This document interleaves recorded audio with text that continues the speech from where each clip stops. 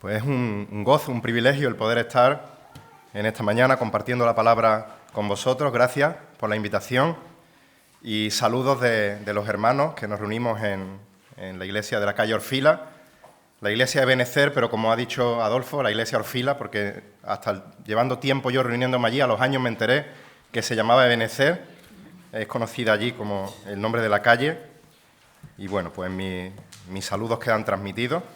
Así que una carga ya que me he quitado de encima. Me vais a permitir que comience con la lectura de un artículo de una revista no bíblica, la revista Hola, un artículo del 19 de julio de 2014.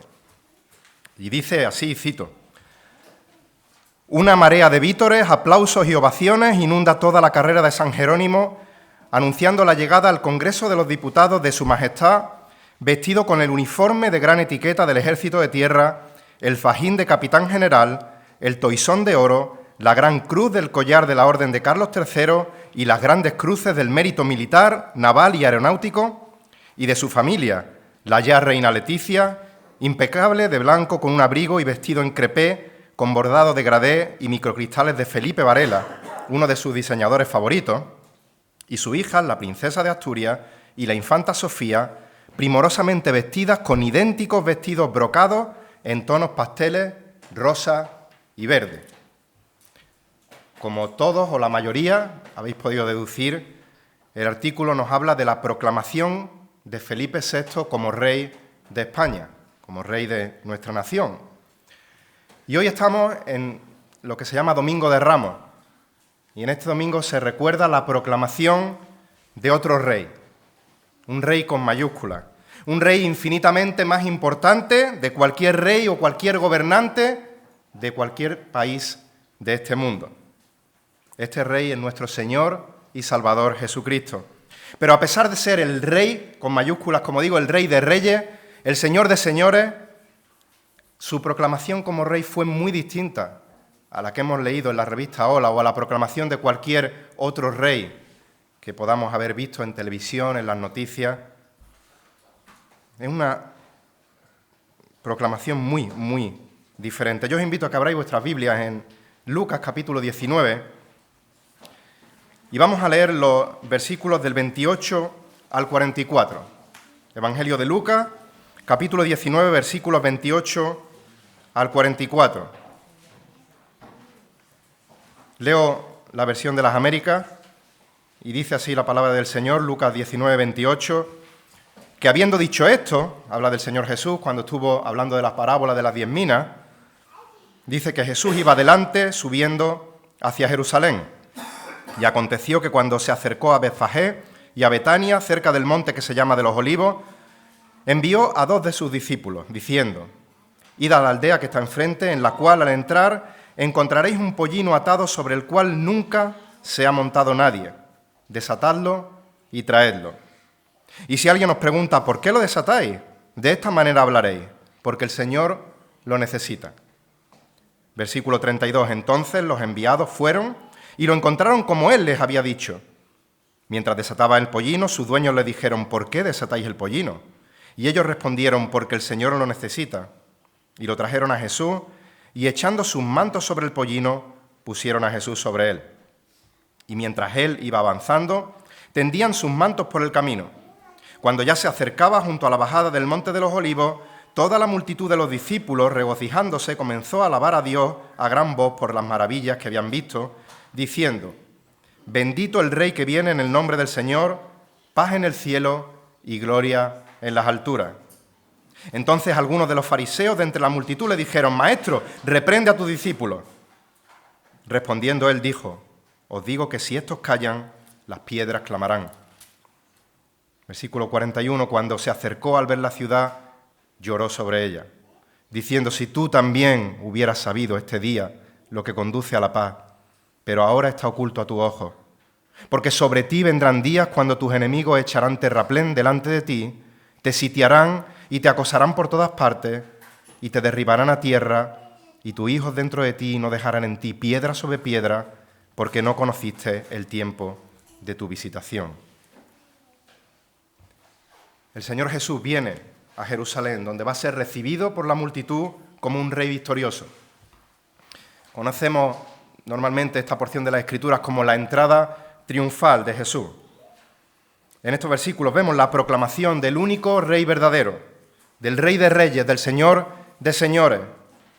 Y como hemos dicho, esta entrada no fue revestida de la pompa externa, de la floritura con las que la realeza suele ser proclamada. No entró como un rey victorioso en carro y caballo, como un rey guerrero terrenal, sino que vino como un rey siervo, cumpliendo la profecía de Zacarías, donde dice en el capítulo 9, versículo 9, «Regocíjate sobremanera, hija de Sión, da voces de júbilo, hija de Jerusalén. He aquí tu rey viene a ti justo y dotado de salvación, humilde, montado en un asno, en un pollino, hijo de asna». Dios mediante, en esta mañana vamos a ver en este texto 4 aspectos de la entrada triunfal que nos motivan a adorar a Jesús como el Rey de Reyes. 4 características, 4 aspectos de esta entrada triunfal que nos tienen que mover a adorar a nuestro Señor Jesucristo como el Rey de Reyes. Y en primer lugar, vamos a ver la preparación de la entrada triunfal. Jesús iba adelante, subiendo a Jerusalén, versículo 28, y dice que aconteció que cuando se acercó a Betfagé y a Betania, cerca del monte que se llama de los Olivos. El monte de los Olivos es muy significativo en las Escrituras. En el segundo libro de Samuel, en el capítulo 15, versículo 32, se nos dice que era un lugar donde se adoraba a Dios. En Ezequiel 11, 23 vemos como la gloria de Dios abandona Jerusalén y se desplaza sobre el monte de los Olivos. Es en este monte donde dice Zacarías 14, 3 al 4, que el Señor regresará glorioso. Dice Zacarías 14, 3, entonces saldrá el Señor y peleará contra aquellas naciones como cuando peleó Él el día de las batallas. Sus pies se posarán en aquel día en el monte de los Olivos, que está frente a Jerusalén, al oriente, y el monte de los Olivos se hendirá por medio de oriente a occidente, formando un enorme valle, y una mitad del monte se apartará hacia el norte y otra mitad hacia el sur. Pero antes de que el Señor venga por segunda vez, Él decidió preparar su entrada a Jerusalén también por el monte de los Olivos. Y se nos dice que envió a los discípulos, a 2 de ellos, diciendo: «Id a la aldea que está enfrente, en la cual al entrar encontraréis un pollino atado, sobre el cual nunca se ha montado nadie, desatadlo y traerlo». Era una costumbre en aquella época que a los reyes se les diese una montura que nunca había sido utilizada por nadie. Por tanto, es significativo que a Jesús se le entregue también una montura en la cual nadie había montado, porque Jesús iba a entrar a Jerusalén siendo aclamado como rey. Y dice que los discípulos obedecieron lo que su maestro les dijo y fueron y encontraron todo tal y como él les había dicho. Algunos dicen que Jesús previamente había hablado con el dueño de este pollino para preparar todo. Otros afirman que esta verdad les fue revelada por el Espíritu Santo. Sea como sea, sabemos que fueron y encontraron todo como él había dicho, porque Dios es soberano. Porque sus planes son perfectos. Y lo que él dice se cumple. No hay ningún plan B. No hay nada ni nadie que pueda alterar el plan de nuestro Señor. Así que todo se encontró tal y como él había dicho. Leemos en Mateo 21, del 4 al 5, que esto sucedió para que se cumpliera lo dicho por medio del profeta, cuando dijo: «Decida la hija de Sión, mira, tu rey viene a ti humilde, montado en un asna y en un pollino, hijo de bestia de carga». Por lo tanto, esta llamada entrada triunfal no era un intento de Jesús de conseguir popularidad, no era un intento de conseguir la aprobación del pueblo de Israel, sino que era su presentación pública como el rey Mesías profetizado en el Antiguo Testamento. Esta profecía que hemos leído de Zacarías 9:9 se cumplía a perfección ante los ojos del pueblo. Un segundo aspecto de esta entrada triunfal que nos motiva a adorar a Jesús como Rey de Reyes después de la preparación es la celebración de esta entrada, la celebración de la entrada triunfal. Leemos de nuevo los versículos 35 al 37. Dice que trajeron a Jesús y echando sus mantos sobre el pollino, pusieron a Jesús sobre él. Mientras él iba avanzando, tendían sus mantos por el camino y cuando ya se acercaba junto a la bajada del Monte de los Olivos, toda la multitud de los discípulos, regocijándose, comenzó a alabar a Dios a gran voz por todas las maravillas que habían visto. La ciudad de Jerusalén en aquellos días, en aquel día concreto, era un hervidero de gente. Se calcula que la población llegaba a triplicar su número en aquella fecha, alcanzando unos 2 millones de personas, se calcula. Y si leemos los otros evangelios, vemos que en Mateo 21:9 dice que la gente que iba delante de él y que iba detrás aclamaba. En Marcos 11:9 leemos que la gente que iba delante y los que venían detrás daban voces. En nuestro versículo hemos leído que esa gente decía: bendito el que viene en el nombre del Señor. En Mateo 21:9 dice que aclamaban diciendo: Hosanna al Hijo de David, bendito el que viene en el nombre del Señor. En Juan 12:13 dice que esta multitud tomó ramas de palmera, salieron a recibirle y clamaban: Hosanna, bendito el que viene en el nombre del Señor, el Rey de Israel. Y un versículo antes del que hemos leído en Marcos 11:9, en el versículo 8, dice que tendieron sus mantos en el camino, otros tendieron ramas que habían cortado en los campos. Cuando se le daba la bienvenida a un rey, la gente extendía sus mantos a su paso. Vemos este ejemplo, por ejemplo, en el segundo libro de Reyes, en el capítulo 9, versículo 13, cuando proclaman a Jehú como rey, y dice el versículo 13 de segundo de Reyes 9, que cada uno tomó apresuradamente su manto, lo puso debajo de Jehú, en un trono alto, tocaron corneta y dijeron: Jehú es rey. La palmera era el emblema nacional de Palestina y el cortar esas ramas estaba relacionado con la fiesta de los tabernáculos que celebraban. De manera que a medida que se iba acercando a la ciudad, se iba formando una alfombra delante del rey Mesías junto a la multitud que le aclamaba porque había traído salvación. Decían: Hosanna. Esta palabra significa salva ahora, salva, te ruego, sálvanos ahora, sálvanos, te rogamos. La multitud estaba rogando al rey Mesías que le salvara. Pero aquí viene la pregunta del millón: ¿que le salvara de qué? ¿Y por qué pensaba la gente que Jesús les podía salvar? Bueno, estas personas estaban aclamando, citando el Salmo 118, versículos 25 y 26, que dice: Oh Jehová, sálvanos ahora, te ruego. Te ruego, oh Jehová, que nos hagas prosperar ahora. Bendito el que viene en el nombre de Jehová, desde la casa de Jehová os bendecimos. Es un salmo que pertenecía al Jalel, a un grupo de salmos compuestos desde el 113 al 118, que se recitaba en las fiestas hebreas, en la Pascua, en la fiesta de los tabernáculos. Y dice nuestro querido hermano Evis Carballosa, y cito en un comentario, que la fiesta de los tabernáculos vislumbraba tipológicamente el establecimiento del reino del Mesías, en el que la nación de Israel experimentaría el gozo de las bendiciones provistas por el Mesías y el descanso prometido.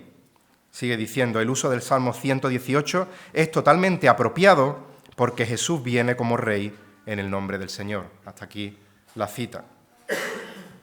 Pero se nos da una información más. Dice que salieron a recibirlo porque pensaban que era el Mesías, y en Mateo 21:9 dice: Hosanna, hijo de David.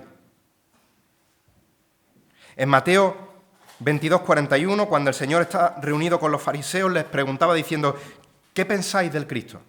¿De quién es hijo? Y ellos le dijeron: de David. En Marcos 11:10, bendito el reino de nuestro padre David que viene. Hijo de David es un título mesiánico. El Mesías tenía que ser un descendiente de la línea de David. Así que si cogemos toda esta información, en conclusión, el uso del Salmo 118, las ramas de palmera, los mantos extendidos, el título mesiánico, todo ello pone de manifiesto que la entrada triunfal es la presentación oficial a Israel de su rey tan esperado. Aquel acontecimiento, además, era la demostración de la fidelidad y la soberanía de Dios, quien finalmente cumplía la promesa tan esperada por el pueblo que conocía las Escrituras. Por lo tanto, si Él es el Mesías, Él es el libertador, Él puede liberarnos. Jesús había sanado leprosos, había devuelto la vista a los ciegos, la audición a los sordos, paralíticos andaban, espíritus se sometían a su autoridad, había calmado la tormenta, había caminado sobre las aguas, había alimentado a multitud de personas con tan solo 5 panes y 2 peces, incluso había resucitado de entre los muertos a Lázaro. Este sí que puede salvarnos. Hosanna, sálvanos ahora, sálvanos, te rogamos. Pero ¿sálvanos de qué? ¿Sálvanos de la condenación del pecado? ¿Estaban proclamando? Tristemente la respuesta es no. Sálvanos del yugo romano, te rogamos. La preocupación principal de la mayoría de esta multitud no era obtener el perdón de pecados, sino la liberación de Roma. Hay algo que tenemos que recordar. Las personas que estaban en Jerusalén estaban preparando la fiesta de la Pascua. Y en esta fiesta, ¿qué es lo que recordaban? Pues conmemoraban el tiempo en que Dios les liberó de su yugo de Egipto. Que Dios les dio la tierra que le habían prometido. Ahora estaban en la tierra que Dios le había prometido, pero no estaban gobernados por ellos, sino que el yugo de Roma les estaba oprimiendo. Así que el pueblo quiere que les libere y que instituya su reino. No estaban buscando la salvación de pecados, sino que estaban buscando la restauración de Israel como nación. Había pasado un año desde que alimentó a esos 5.000, y allí sí quisieron hacer rey a Jesús. Leemos en el Evangelio de Juan, en el capítulo 6, versículos 14 y 15, que la gente entonces, al ver la señal que Jesús había hecho, esta alimentación milagrosa, decía: verdaderamente este es el profeta que había de venir al mundo. Pero lo que Jesús se daba cuenta es que iban a venir y llevárselo a la fuerza, dice el texto, para hacerle rey. Así que él se retira y se fue al monte él solo. Hace un año Jesús no había permitido que le reconocieran como rey, pero ahora sí permite que le proclamen como rey. Y esto no agrada a los líderes judíos, lo cual nos lleva a nuestro tercer aspecto que nos motiva a adorar a Jesús como el Rey de Reyes. Hemos visto la preparación, hemos visto la celebración y en tercer lugar vamos a ver la denuncia de los fariseos. Versículo 39, entonces algunos de los fariseos de entre la multitud le dijeron: Maestro, reprende a tus discípulos. Respondiendo él dijo: Os digo que si estos callan, las piedras clamarán.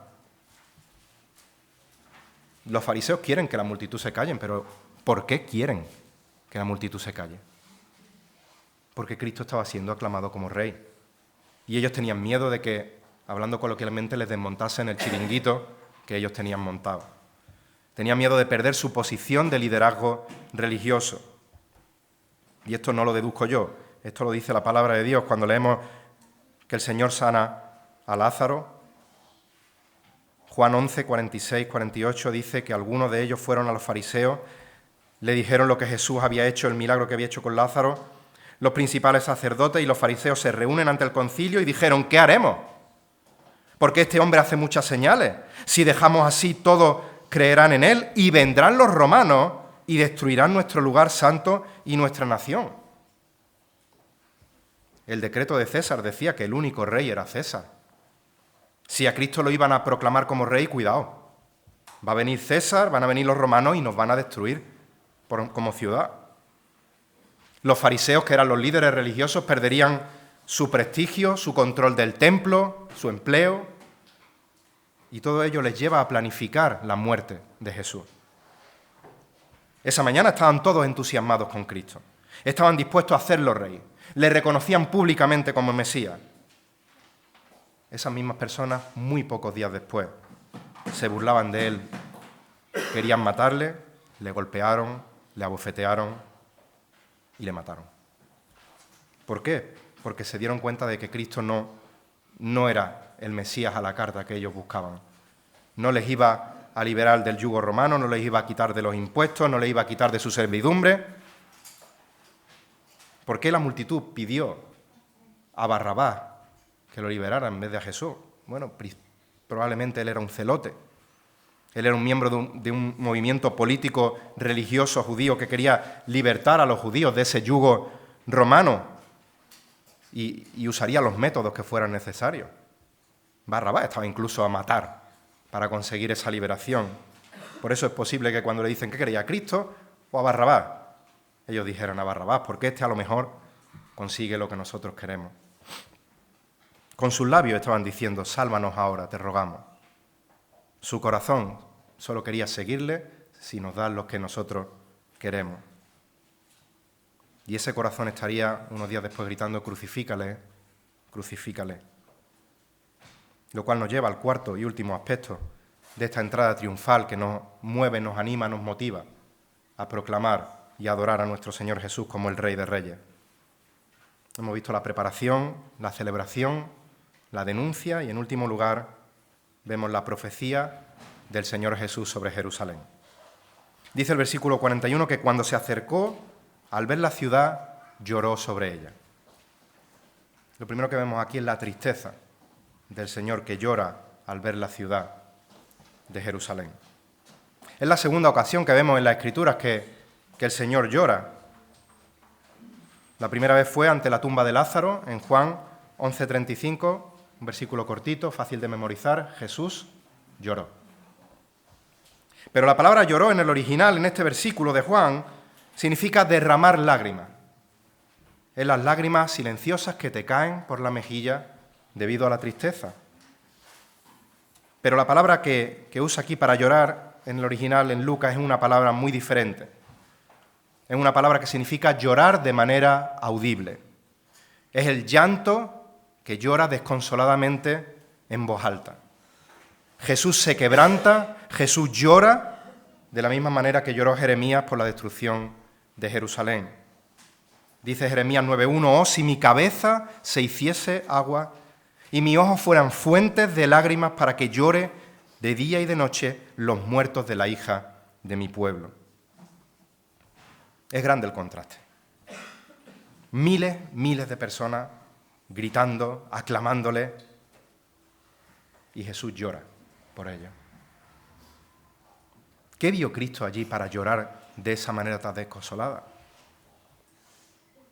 Vio a personas que le estaban aclamando y que le iban a rechazar. Pero más allá de eso, vio lo que iban a sufrir esas personas como consecuencia de ese rechazo. Llora queriendo que la nación se arrepienta, llora por la nación. Si miraba atrás, veía a una nación que había despreciado las oportunidades de salvación que se le estaban ofreciendo una y otra vez, una y otra vez. Por eso dice el Señor en Lucas 13:34, Jerusalén, Jerusalén, que matas a los profetas y apedreas a los que te son enviados, ¿cuántas veces quise juntar a tus hijos como la gallina a sus polluelos debajo de su ala? Y no quisiste. Dios había mandado a profetas a profetizar. Arrepentidos. Estos profetas fueron recibidos mal, apedreados, incluso matados, y el pueblo, duro de corazón, no quiso arrepentirse. No solo miraba atrás, miraba alrededor y veía la ignorancia y la ceguera espiritual en el corazón de las personas. Ellos sabían por las Escrituras que era el Mesías, pero querían un Mesías en sus propios términos. Querían un Mesías conforme a sus condiciones y seguían en la dureza de su corazón. Y miraba atrás, miraba alrededor y miraba adelante y veía a la gente en Jerusalén celebrando la Pascua. Una fiesta religiosa, sacrificios por todas partes en el templo, pero poca piedad y devoción a Dios en el corazón. Líderes religiosos buscando sus propios intereses, no los intereses de Dios. Ciegos, guías de ciegos. Con los labios dicen aclamar a Dios, con el corazón se adoraban a sí mismos y estaban lejos de Dios.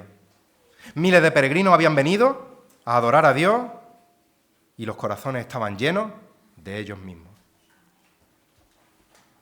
Y yo me pregunto, y hago extensiva la pregunta a vosotros para que meditéis, ¿cómo venimos nosotros a adorar a Dios? ¿Cómo venimos nosotros a escuchar su palabra? ¿Esperando sentirnos bien? ¿Venimos porque es domingo y es lo que toca? Voy a coger la Biblia, aunque no la he abierto en toda la semana. O venimos a adorar a nuestro Dios con un corazón sincero, con humildad, dispuestos a confesar en arrepentimiento nuestras faltas, buscando glorificarle a Él de todo corazón, buscando ser expuestos a su palabra, con una actitud de obediencia, buscando su voluntad, sea cual sea, aunque no cuadre con nuestro cuadrante, con nuestro horario, con nuestras ideas, con nuestros pensamientos. ¿Cómo venimos a adorar a nuestro Dios? Y no solo el domingo, sino a lo largo de la semana. Y mirad lo que dice el versículo 42, con ese llanto de nuestro Señor. Dice, si tú también hubieras sabido en este día lo que conduce a la paz, pero ahora está oculto a tu ojo. Ese día, mis queridos hermanos, del que habla el Señor, o en ese día en el que está hablando el Señor, Dios encarnado, Dios el Rey de Reyes, Jesús el Señor de Señores, estaba entrando como había sido profetizado. La nación había tenido años para preparar ese día, y cuando digo años digo cientos de años para preparar ese día, y Jesús estaba ofreciendo la paz en esos momentos. Jesús estaba ofreciendo el perdón de pecados. El pueblo solamente tenía que aceptarlo. Pero ahora está oculto a tu ojo. Dice Reina Valera, mas ahora está encubierto de tu ojo. Por lo tanto, debido a que la nación no quiso recibirlo cuando vino esta primera vez en paz, la paz se alejaría de ellos. Y en ese panorama tan triste hace que el Señor rompa a llorar por su pueblo. Pero falta por llegar un panorama aún más terrible. Versículos 43 y 44 dice, porque sobre ti vendrán días cuando tus enemigos echarán terraplén delante de ti y te sitiarán y te acosarán por todas partes y te derribarán a tierra y a tus hijos dentro de ti y no dejarán piedra sobre piedra porque no conociste el tiempo de tu visitación. Jesús llora sabiendo el juicio que iba a caer sobre esta gente. Iban a ser sitiados sin ninguna vía de escape.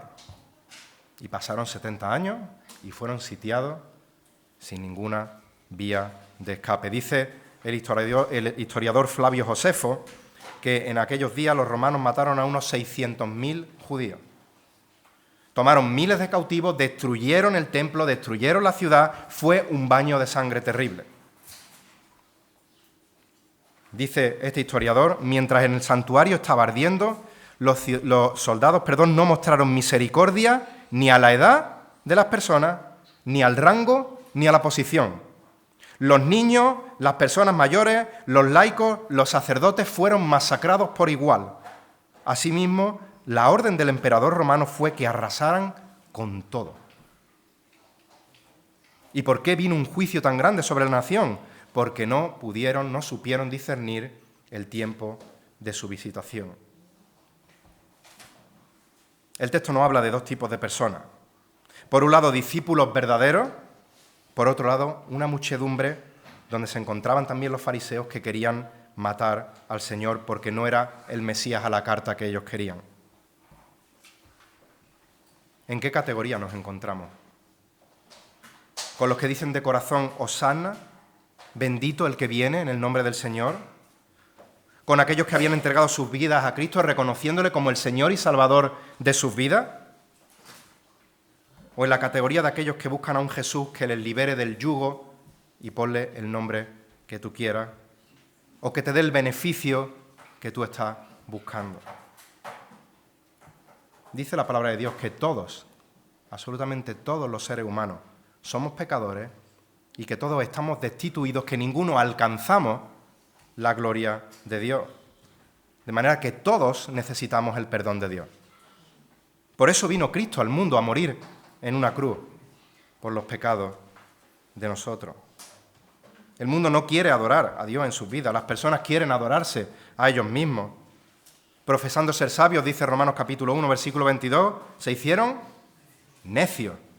Cambiaron la gloria de Dios incorruptible en semejanza de imagen de hombre corruptible, de aves, de cuadrúpedos, de reptiles. Por eso vino Cristo al mundo.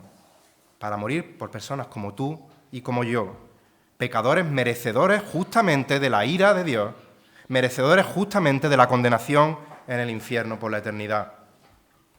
Por eso Pablo dice en 1 de Timoteo 1:15, palabra fiel y digna de ser recibida por todos, que Cristo Jesús vino al mundo a salvar a los pecadores, de los cuales yo soy el primero. Cristo vino a Jerusalén, Cristo fue aclamado por personas, algunas de ellas con corazón sincero, pero la mayoría según su conveniencia. En ese día Cristo entró en Jerusalén montado en un pollino, montado en un burrito. Qué diferente va a ser cuando el Señor vuelva. Dice Hechos capítulo 1, versículos 10 y 11, hablando de la ascensión del Señor, que ellos, viendo cómo el Señor había ascendido, tenían sus ojos puestos en el cielo, entre tanto el que Él se iba. Y dice que aquí se pusieron junto a ellos 2 varones con vestiduras blancas, los cuales también dijeron: varones galileos, ¿por qué estáis mirando al cielo? Este mismo Jesús, que ha sido tomado de vosotros al cielo, así vendrá como le habéis visto ir al cielo. Este que visteis entrando en un pollino, hijo de Asna, no se ha ido para siempre, sino que volverá. Hay un día señalado en el que el Señor volverá. Y Él vendrá en persona con un cuerpo glorioso. El mismo Jesús que fue abofeteado, que fue escupido, que fue coronado con una corona de espinas, vendrá en gloria para juzgar. He aquí viene con las nubes, dice Apocalipsis 1:7, y todo ojo le verá, y los que le traspasaron, y todos los linajes de la tierra harán lamentación por él. Sí, amén. Es Juan teniendo esta visión en la isla de Patmos, y está diciendo: yo estoy seguro de lo que he visto. Él no va a venir en un pollino. Su carruaje va a ser las nubes. Y todos los ojos le van a ver. Los ojos de su pueblo y los ojos de sus enemigos. Vendrá para terror de los que le traspasaron, para terror de aquellos que no se arrepintieron. Vendrá a juzgar a los que no conocieron a Dios, no conocieron a Cristo en el día de su visitación, a aquellos que no obedecieron al llamado del Evangelio. Y todos los linajes de la tierra harán lamentación por él, porque el tiempo de arrepentimiento ya habrá pasado. De manera que, si en esta mañana Cristo no es el Señor de tu vida, si no has confesado a Cristo como Señor, como Salvador de tu vida, necesitas desesperadamente clamar a Él: Hosanna, sálvame, te ruego. Porque va a llegar un día en el que no lo podrás decir. Va a llegar un día en el que será demasiado tarde. Pero hoy es día de salvación. Mañana, dentro de media hora, puede que sea tarde. Así que yo te ruego que vengas a Cristo arrepentido por fe. Que le pidas perdón por tus pecados, que le confieses como Señor, como Salvador de tu vida. Cree en el Señor Jesucristo y serás salvo, serás salva de la condenación eterna, serás adoptado a la familia de Dios, recibirás vida eterna y serás un hijo del Rey de Reyes por toda la eternidad. Y a aquellos que por gracia, por medio de la fe, hemos sido ya adoptados a esa familia, me gustaría que meditásemos en una cosa. Hemos leído que Jesús lloró cuando vio la condición de las personas perdidas en Jerusalén. El salmista en el Salmo 119, 136 dice: ríos de agua descendieron de mi ojo porque no guardaban tu ley. El salmista lloró, se conmovió cuando vio la dureza de corazón de las personas que no amaban la ley de Dios. Jeremías lloró por la dureza de corazón de aquellos que no amaban a Dios. Pablo dice en Romanos 9, versículos 2 al 4, tengo gran tristeza y continuo dolor de mi corazón, porque deseara yo mismo ser anatema, separado de Cristo, por amor a mis hermanos, los que son mis parientes según la carne, que son israelitas. Está diciendo: yo prefiero ser maldición si con ello contribuyo a la salvación de otros. Y los que hemos sido salvos por la sangre del Señor Jesucristo derramada en la cruz, qué compasión tenemos por aquellos que aún no han sido salvados. Vemos a estas multitudes detrás de las procesiones y lloramos porque sabemos el futuro que les espera? ¿Tenemos esa compasión por nuestros amigos, por nuestros vecinos, por nuestros familiares no creyentes? ¿Predicamos la palabra a aquellos que se pierden? ¿Y qué es lo que nos tiene que motivar a esto? El ejemplo de compasión de nuestro Señor Jesucristo. Cristo se negó a sí mismo. Siendo igual a Dios, no estimó su posición de ser supremo como algo a que aferrarse. Se despojó a sí mismo añadiendo la humanidad a su persona. Vivió una vida perfecta en la tierra, cumpliendo el estándar que Dios demandaba de justicia. Se negó a sí mismo, murió injustamente, la muerte que nosotros justamente merecíamos morir. Vivió la vida justa que nosotros deberíamos de vivir y que no alcanzamos a vivir. ¿Cómo imitamos nosotros a Jesús en nuestra vida? Tenemos que crecer más y más conforme a la imagen y semejanza de nuestro Señor. Tenemos que seguir las pisadas que Él dejó para que nosotros las anduviéramos y llevar el Evangelio a todos los rincones de la tierra. Y no podemos olvidar que el Señor viene por segunda vez. No sabemos el día, no sabemos la hora, pero cuando esperamos visita en nuestra casa, ordenamos nuestra casa. Yo le dije a Pablo hace poco tiempo que estuvo en mi casa que por favor me avisase con tiempo para por lo menos hacer la cama y que pareciese que la casa estaba ordenada y que la visita se sintiese a gusto. ¿Cómo preparamos la venida de nuestro Señor? Cristo fue una vez profetizado, muchas veces profetizado en la Escritura y vino conforme a la Escritura. Las Escrituras profetizan muchas veces que Cristo vuelve y vendrá conforme a las Escrituras. De manera que, como se nos exhorta en Mateo 24, versículo 42, velad, pues, porque no sabéis a qué hora ha de venir vuestro Señor. Por lo tanto, también vosotros estad preparados, porque el Hijo del Hombre vendrá a la hora que no pensáis. Estemos preparados. Estemos constantemente alerta. Vivamos una vida de santidad progresiva, buscando alinear nuestra voluntad con la voluntad de nuestro Señor y teniendo en mira la esperanza de que nuestro Señor Jesucristo vuelve. Mis queridos hermanos, que el Señor bendiga su palabra y que Él nos guíe por su Santo Espíritu a adorarle con un corazón sumiso, con un corazón obediente, con un corazón sincero, con un corazón humilde, estando agradecidos por esta entrada triunfal que no era otra cosa que la sombra de la cruz del Calvario. Fue la antesala del glorioso intercambio que hemos cantado hace un momento y que se produciría pocos días después en la cruz del Calvario para darnos salvación y para darnos vida eterna. A Él sea la gloria. Amén.